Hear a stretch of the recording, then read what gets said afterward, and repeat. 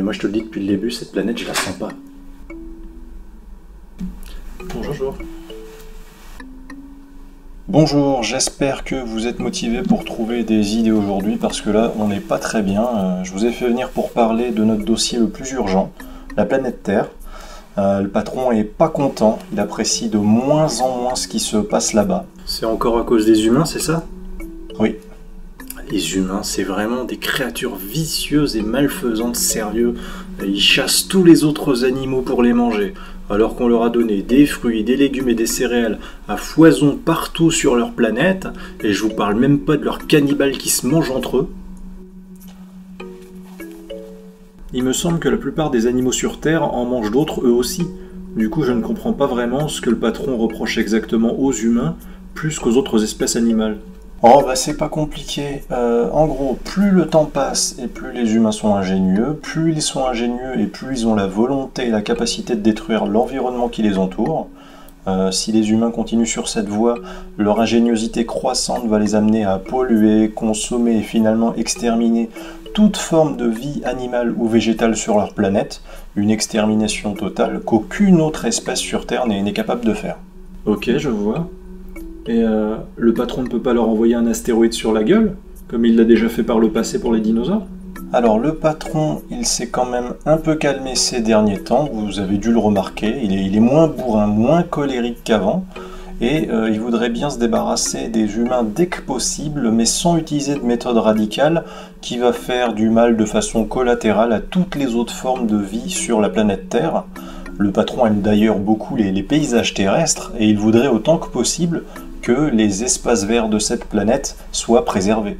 Et le patron, il ne peut pas aller directement sur place pour aller à la rencontre des humains, discuter avec eux ou les cogner, enfin faire ce qu'il a envie de faire avec eux? Il pourrait en effet, mais la Terre est quand même une planète très lointaine et le patron a pris conscience du problème un peu trop tard malheureusement. Du coup, même s'ils devaient commencer dès maintenant à voyager pour aller se rendre là-bas afin de régler leur compte aux humains une bonne fois pour toutes, le voyage serait tellement long que d'ici là, les humains auront eu le temps de génération en génération de surdévelopper leur ingéniosité scientifique, de surpeupler, surpolluer, surconsommer, et ils auront détruit toute la végétation de la Terre. Du coup, il n'y aura plus rien à sauver. D'accord. Et qu'est-ce qu'on fait du coup ? Alors pour le moment, nous avons un seul outil à notre disposition, un mode de communication qui a fait ses preuves, l'hologramme. Le seul moyen de communiquer à une longue distance avec les humains de façon quasi instantanée. Et le patron m'a chargé personnellement d'aller parler aux humains par hologramme pour leur demander de tous se suicider pour le bien des fleurs et des plantes. C'est ridicule, jamais les humains n'accepteront de faire ça. Ils sont beaucoup trop orgueilleux, égoïstes et indociles. C'est clair. Je suis d'accord, mais je n'allais pas répondre au patron que son idée est mauvaise. Personne n'est parfait, mais lui c'est le créateur et le commandeur suprême. Et moi j'exécute ses ordres, comme nous tous. Du coup, je lui ai répondu que je vais voir ce que je peux faire. Au lieu de demander aux humains de se suicider, il faudrait peut-être leur demander de s'entretuer en se faisant la guerre. Les humains aiment la destruction, mais plus celle des autres que la leur en général, vu qu'ils ont tous un instinct de survie individuel. Ah, moi je veux bien, mais je leur demande ça comment? Humains, entretuez-vous tous, s'il vous plaît? C'est pour le bien du monde végétal? Jamais ils ne m'écouteront. Oublions un peu la raison officielle de cette mission. Essayons plutôt de manipuler les humains. Il faudrait réussir à les monter les uns contre les autres afin de donner envie, disons à une moitié de l'humanité, de tuer l'autre moitié et inversement. Si on réussit à en convaincre au moins une bonne moitié de se battre contre le reste de ses congénères, alors ceux qui sont attaqués, ils seront forcés de répliquer, de se battre. Ils ne pourront pas rester passifs. Les humains, peu importe dans quel camp ils se trouvent, n'auront alors pas le choix. Ils devront tuer pour ne pas se faire tuer. Ok, mais à défaut de trouver une bonne raison de tous les inviter à se suicider, il va falloir trouver une bonne raison de tous les inviter à s'entretuer. Les humains les plus manipulables et capables des pires violences sur autrui que j'ai jamais vues, c'est quand même des gens animés par la haine envers la différence. Une haine basée sur des convictions dogmatiques religieuses et instrumentalisée par de la cupidité politique. Souvent ça va de pair d'ailleurs, ce cocktail explosif de circonstances qui crée des soldats totalement irrationnels, qui obéissent aveuglément et qui sont sans pitié. C'est vrai, les religieux aiment souvent justifier leur légitimité pour des raisons politiques et inversement d'ailleurs, avec tous ces rois et ces tyrans qui prétendent régner au nom du patron, qui pourtant ne s'est jamais adressé à aucun de ses puissants. On devrait réutiliser un concept très intéressant de certaines religions apocalyptiques que des gourous ont inventé sur Terre. Vous savez, la légende du paradis et de l'enfer après la mort. La croyance en ce genre de fatalité que certains humains partagent avec leurs congénères, ça leur diminue fortement l'instinct de survie et l'empathie envers la souffrance d'autrui. La menace perpétuelle de l'enfer au-dessus de sa tête, ainsi que la promesse du paradis, en a motivé plus d'un à obéir à des commandements absurdes et à tuer des innocents sans se poser de questions. Le scénario de base des religions apocalyptiques qui utilisent le paradis et l'enfer est à peu près toujours le même, il me semble. En gros, après leur mort, les humains seront ressuscités et ils vivront soit en paix, dans le calme, loin de la souffrance, dans des jardins ou dans des cieux pleins de vapeur d'eau, ou bien ils seront punis et iront rôtir dans les flammes d'une fournaise ou au fin fond d'un trou.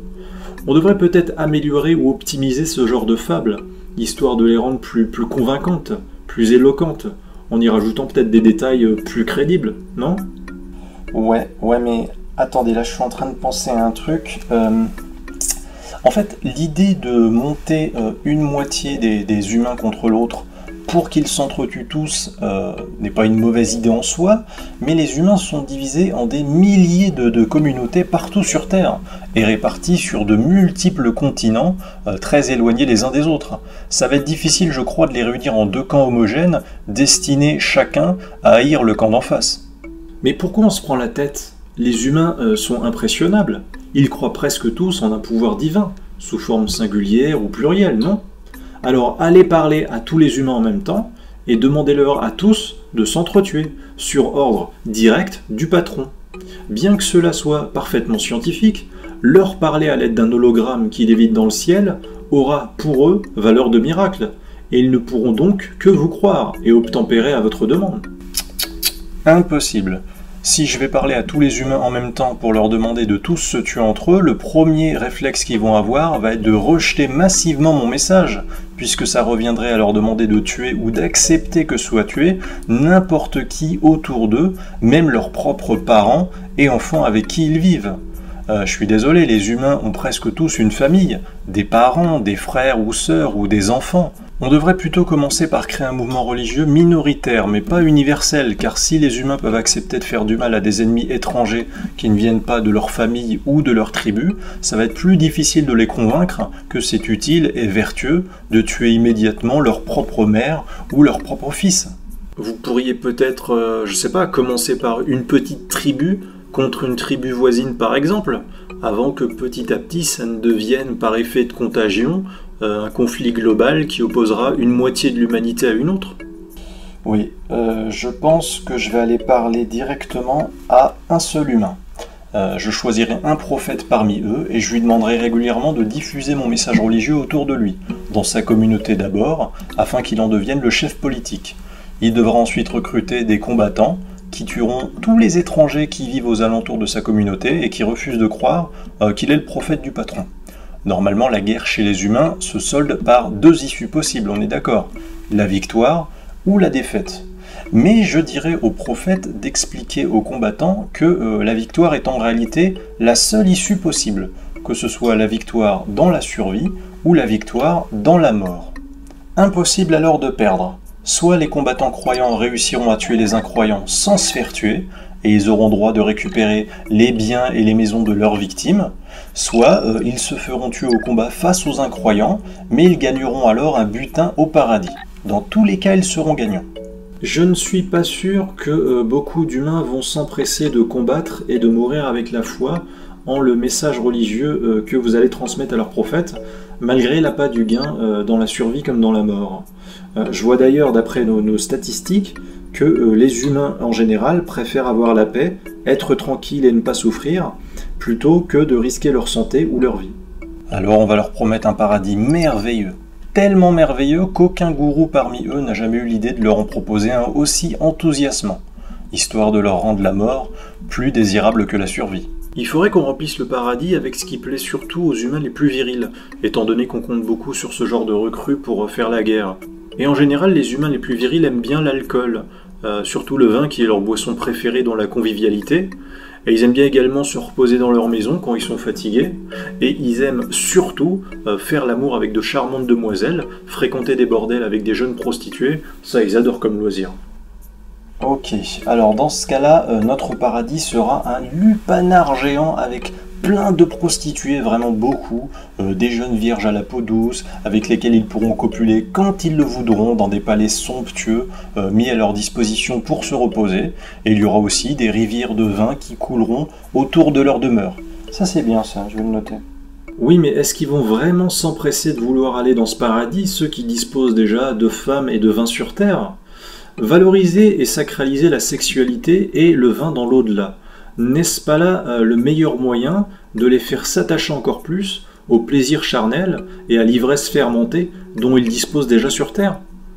Oui, c'est vrai, sauf si on les oblige à recouvrir toutes leurs femmes d'une sorte de bâche, une large bâche sombre sur tout leur corps qui cachera leur forme quand elles se promèneront dans l'espace public et qu'on leur interdit de consommer du vin sur terre. À ce moment-là, ça va bien les frustrer d'en être privés et de voir les incroyants continuer de pouvoir boire du vin sous leurs yeux et de pouvoir fréquenter de jolies femmes incroyantes qui ondulent leurs courbes en se promenant dans la rue, ce qui leur donnera encore plus la haine et l'envie de combattre les incroyants et surtout encore plus envie d'aller au paradis finalement, afin de jouir de la beauté culpabilisée des femmes et de boire du vin prohibé. Tu penses vraiment que ce sera efficace ton histoire de bâche qui recouvre le corps des femmes? Car après tout, en dehors de l'espace public, les hommes auront quand même toujours le droit de voir le corps de leur femme dans l'espace privé de leur maison. Ok, alors allons encore plus loin dans le délire. Obligeons les hommes à payer une somme d'argent importante, une sorte de dot, aux parents des femmes avec lesquelles ils souhaitent s'unir et copuler, et obligeons les mêmes à obtenir le consentement du père des femmes qu'ils convoitent avant de pouvoir s'accoupler avec celle-ci, histoire que ça fasse monter les enchères en cas de concurrence. Bref, faisons en sorte que ça leur coûte de l'argent d'obtenir le droit de s'accoupler avec la femme qu'ils désirent, en plus de l'obstacle du consentement obligatoire du père, de façon à ralentir et à rendre plus difficile et moins libre l'accès à l'amour. Toutes les sociétés humaines où il y a le moins d'amour sont les sociétés où il y a le plus d'insatisfaction, de colère, de frustration et donc de conflit. À côté de cela, faisons-leur croire à tous dans la communauté que c'est la dignité et la décence de ne pas laisser au futur mari le droit de voir le corps nu de sa future épouse, et encore moins de forniquer dans ce corps avant de s'unir avec elle. À la limite, on l'autorisera juste à voir la peau du visage et des mains de celle qu'il convoite, mais toujours à bonne distance. Vous imaginez alors le nombre de déceptions engendrées le soir de la nuit de noces, avec des époux qui découvrent mutuellement qu'ils ne se conviennent finalement pas physiquement durant l'amour, et qui doivent quand même rester unis par les liens sacrés du mariage. Et la plupart des hommes ne pourront pas se marier tous les 4 matins, histoire d'augmenter leurs chances d'être heureux sur le plan sexuel, à mesure qu'ils cumuleraient un nombre d'épouses conséquent, tout simplement parce que les épouses devront rester cloîtrées à la maison, toujours au nom de leur dignité et en vertu de blablabla leur honneur. Donc elles ne pourront pas sortir travailler pour subvenir à leurs besoins, et ce sera aux hommes exclusivement de les nourrir, de nourrir les enfants issus de leurs unions, donc ça va vite revenir cher aux hommes, mine de rien, s'ils veulent acheter une seconde épouse à des parents, voire une troisième. Du coup, beaucoup d'entre eux seront frustrés, contraints ou limités dans leur sexualité durant toute leur existence, contrairement aux incroyants et incroyantes qui ont été amants avant de pouvoir se marier ensemble pour la plupart, et qui, eux, ont eu le droit d'essayer différents partenaires s'il le faut, afin de bien vérifier un minimum la compatibilité amoureuse de leur corps, librement et sans l'obstacle de l'argent ou d'une autorité extérieure. Ouais, c'est pas mal. C'est fourbe et un peu complexe, mais c'est très bien pensé. Oui, c'est intéressant, mais est-ce qu'on ne court pas le risque, j'entre dans ta logique, si les jeunes hommes en pleine puberté dans notre religion belliqueuse n'ont pour seul fantasme à porter Dieu que, d'un côté, les femmes de leur famille dévoilées dans leur maison certes, mais qui normalement ne peuvent pas les attirer à cause du tabou de l'inceste, ou bien de l'autre côté, les femmes étrangères qu'ils n'ont pas le droit de voir, car elles sont recouvertes d'une bâche sombre qui cache toute leur forme, est-ce qu'on ne court pas finalement le risque que ces jeunes hommes se rabattent alors sur le seul objet de désir de copulation accessible, à savoir la sexualité interespèce, par exemple avec une bourrique ou une chèvre qui leur passe sous le nez dans l'espace public en dandinant du cuissard ou du fessier?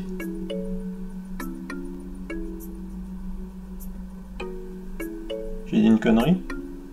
Je sais pas. Vous imaginez que ces bâches qui recouvrent leurs femmes vont détraquer sexuellement certains de leurs jeunes hommes au point de leur en faire désirer copuler avec des chèvres ou des ânes? La sexualité interespèce, c'est dégueulasse.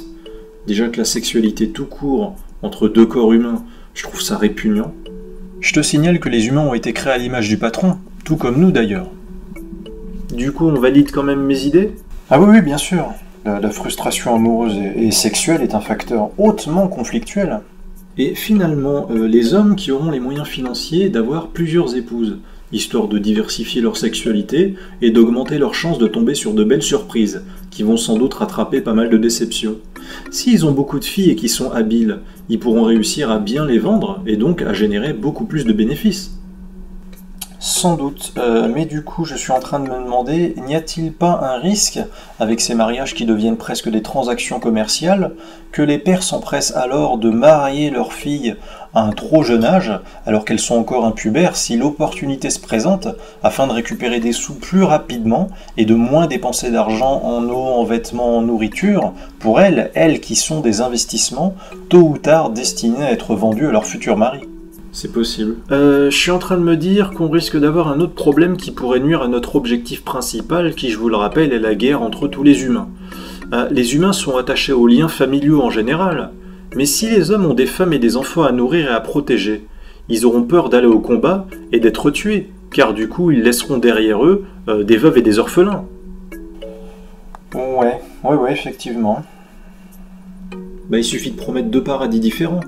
Un bien qui n'est pas garanti, et le second qui est encore meilleur et qui est garanti à 100%. Par exemple, on peut dire, 72 prostituées vierges au paradis pour les hommes de notre religion qui seront morts de vieillesse ou de maladie loin des combats. Et dans ce cas-là, on ne leur garantit pas le paradis. On verra. À côté de ça, un chiffre totalement déraisonnable de genre 1000 vierges promises aux hommes qui mourront en plein combat contre les incroyants, et dans ce cas de figure par contre, le paradis sera garanti à 100%.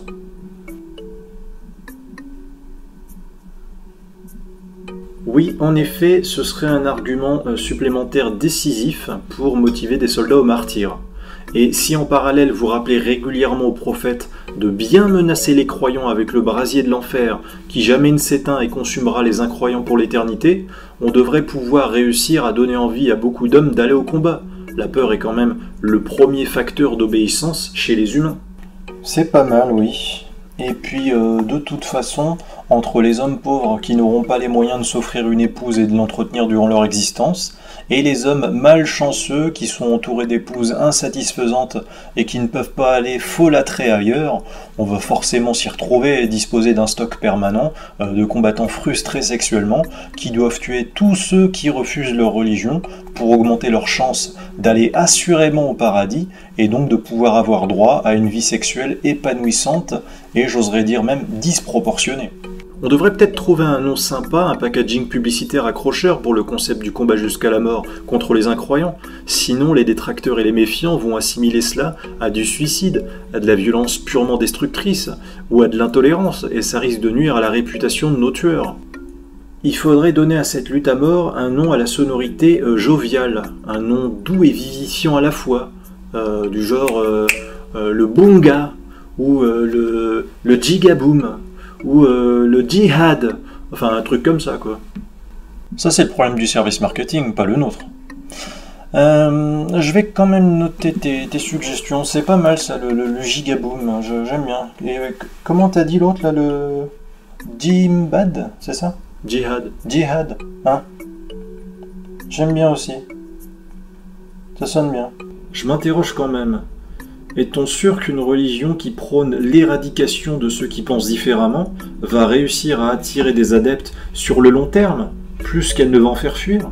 Oui, si on condamne à mort tous les membres de la religion qui veulent la quitter, plus personne n'osera alors la quitter.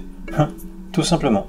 Et si on obligeait les membres de cette religion à faire agoniser dans la souffrance les animaux de boucherie destinés à leur nourriture quotidienne, en les égorgeant à vif pour qu'ils se vident de leur sang par la gorge, douloureusement, histoire d'habituer nos croyants à la vue du sang qui gicle et au hurlement de douleur de leurs victimes? Ça devrait les rendre plus insensibles à la souffrance d'autrui, une fois sur le champ de bataille ou en général.